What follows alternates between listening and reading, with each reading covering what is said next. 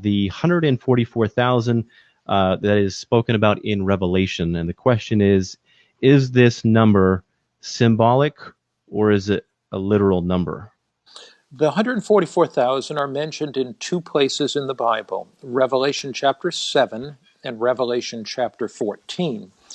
If you look at Revelation chapter 7 to start, we get some real help in understanding this expression of the 144,000.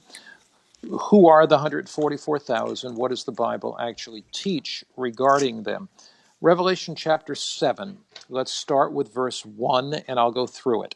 After these things, I saw four angels standing on the four corners of the earth. Well, obviously, the earth does not have four corners, it's round, but four corners indicate the direction of the compass, north, south, east, west. So here is the angels are standing there, and they are belting the earth. They are circling the earth, 10,000 times 10,000 angels, holding the four winds of the earth. Now, in the Bible, wind is a symbol of destruction.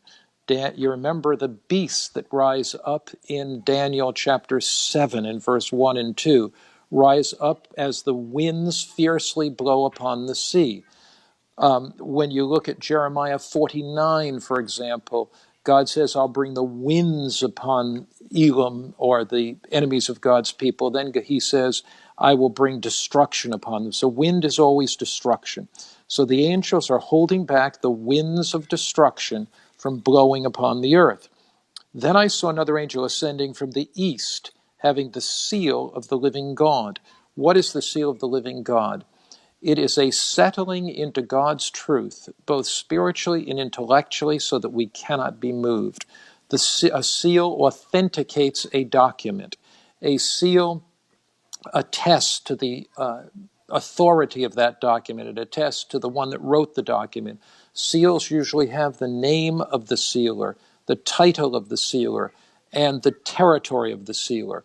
So, in a sense, the Sabbath will represent, in the last days of Earth's history, a settling into the truth so we can't be moved. So what's being said here? It's saying that hold back the winds of destruction, the fierce winds of devastation, the fierce winds that are going to blow upon the earth until the servants of God are settled in God's truth and until they reveal in their hearts and lives the obedient, godly life that's manifest by keeping the Bible's Sabbath. Then it says, saying, do not harm the earth and the sea till we've sealed the servants of God in their foreheads. The forehead is a sign of the conscience, the reason, the judgment. It's a sign of where we make moral decisions, our choices. Then it says, and I heard the number of those who were sealed, 144,000 of all the tribes of the children of Israel. Now, in the Bible, 12 is always a symbol of completeness. 12 patriarchs in the Old Testament represent all Old Testament believers. 12 disciples represent all New Testament believers. 12 times 12, 144,000, representing the complete number of the redeemed. Now, is this a literal number or is it a symbolic number? The four corners of the earth are symbolic. The four winds are symbolic. The seal of the living God is not something stamped upon your forehead, but it's a symbol of our commitment to Christ and His truth. So it would be rather strange for the 144,000 to be a literal number and not a symbolic number if the rest of the passage is symbolic. Now, the other thing you find here is this. If you say it's literal, you come to a real problem, because you say that these are literal Israelites. There's 144,000 Israelites that are saved. When you come to the New Testament after the cross, according to Galatians chapter 3, verse 27 to 29, it says, you that are Abraham's seed are heirs according to the promise. So the church becomes spiritual Israel. Israel in the Old Testament, the people of God. In the New Testament, the church is the people of God. So now what about 12,000 from each tribe? Number one, that would be rather strange, 12,000 from a tribe. How could that number be so precise of each tribe? And who are these tribes? The Israelites have so intermarried today that even the purest of Israelites do not know what tribe they came from. So you don't have 12,000 from every tribe that can be distinguished today. That's impossible. We don't have those 12 tribes today. So what's this talking about? If you don't have 12,000 from each tribe, and how do you know it's not 12,001 from this tribe and 12,003 from that tribe? What is this talking about? It is talking about men and women of every nation, kindred, tongue, and people. The complete number of the redeemed. The tribes of Israel represent the complete people of God, the complete church of God in the last days of Earth's history. They represent those who are faithful to Christ. And so the 144,000 is not necessarily a literal number. It is rather a character descriptive number. It is rather a number that describes a group of people who stand when Christ comes. Now that's Revelation 7.